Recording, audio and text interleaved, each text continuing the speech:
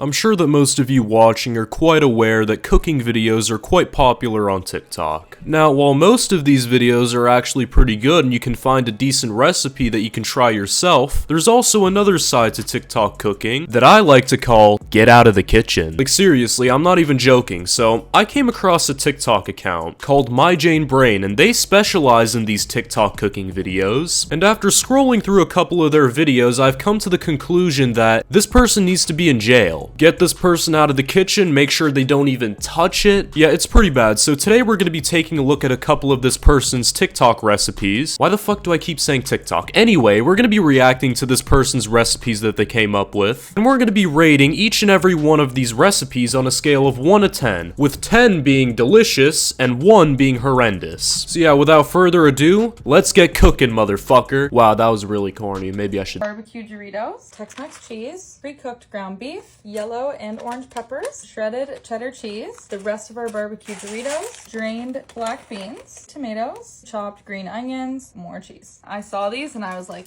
these are going in our nachos. Okay, just a genuine question here. How are you not 300 pounds yet? You're making recipes where you basically make fucking diabetes on a plate, and for some reason you still look like a somewhat healthy person. Which brings me to the conclusion that My Jane Brain doesn't actually make any of these recipes in their free time, and the whole goal of this TikTok account is to pretty much just make the most absurd amalgamation of a thing for some clicks. Because I'm sorry, who sits there and watches this and is like, wow, you know what, that's a really good choice for me. I'm gonna sit there and I'm gonna make that recipe. I mean, it's not like the dish is going to be absolutely disgusting. It might even taste somewhat good, but the thing is, you are putting barbecue Doritos with tons of processed cheese and spicy chips, and you're mixing all of that together and making it into a dish. You take one bite out of that and you're going to be on the toilet for 3 days straight. But you know what? I'm curious to see where this goes. Dynamite Dorito roll-up, last layer of ground beef, jalapeno slices. You know, there's no such thing as too much cheese, so... No, there definitely is. Layer it on. These are looking ready to go. 350 for 15 minutes. Let's take a look. Come on.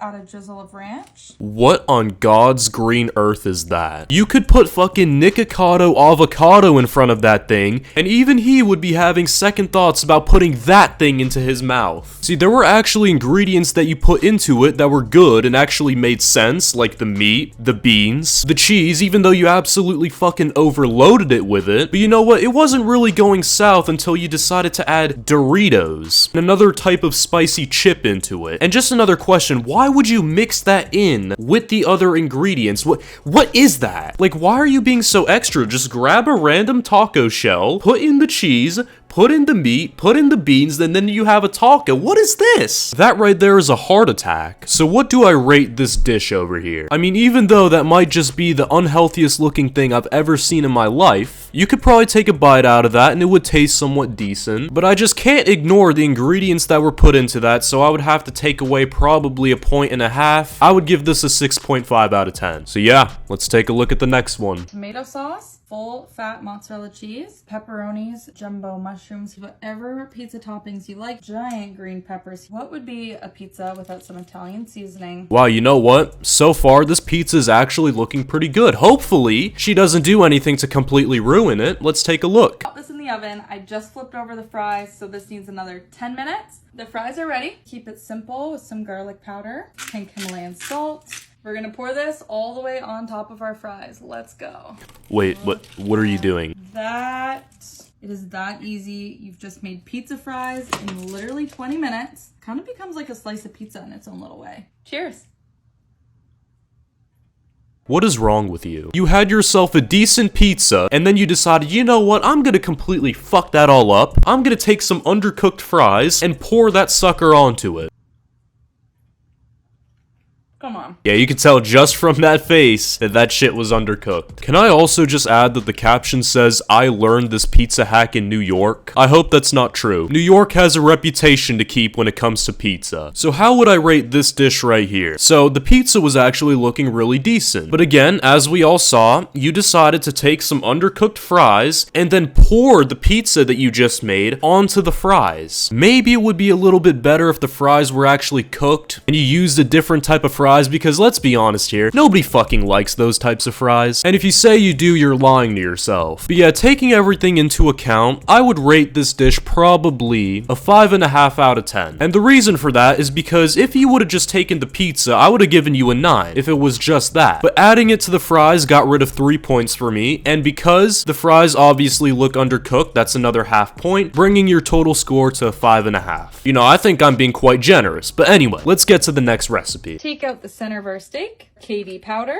Don't worry, we're not making a mistake with this one. Right into the pan. Okay, yeah, you need to go to prison. She really took a perfect steak, cut a hole in the middle, and then added that powdered cheese all over it. And then she had the audacity to say, don't worry, we're not making a mistake. Don't worry, we're not making a mistake with this one. Ma'am, you have made a mistake. And that's stepping into a kitchen for the first time. Ooh. Just crack our egg right into the steak.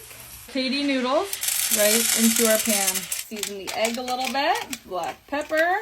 Give our noodles something to boil in. Cheddar cheese. And this is gonna make it kind of like broccoli cheddar soup. Okay, yep, this video is a troll. I can't sit here and genuinely think that someone thought that this was actually a good idea. Take a steak, cut a hole in the middle, put powdered cheese over it, crack an egg yolk and put it into the middle, then add pasta, and then fucking cheese and broccoli. As an avid consumer of food, I am greatly offended by this. This is bad, like, this is genuinely not good. This needs to affect your credit score. I'm disappointed. Thin butter slices. This is gonna melt in there and just make it so nice and delicious. Get a lid on this. Let's get this thing flipped.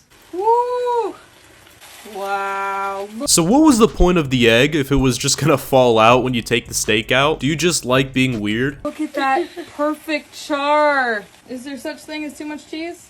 I don't think so. Oh, and just when I thought it couldn't get any worse, more cheese. This woman wants to have a romantic relationship with cheese. She goes to sleep and she dreams about it. She fantasizes about it. If she could, she would leave her husband for it. In fact, maybe she already has.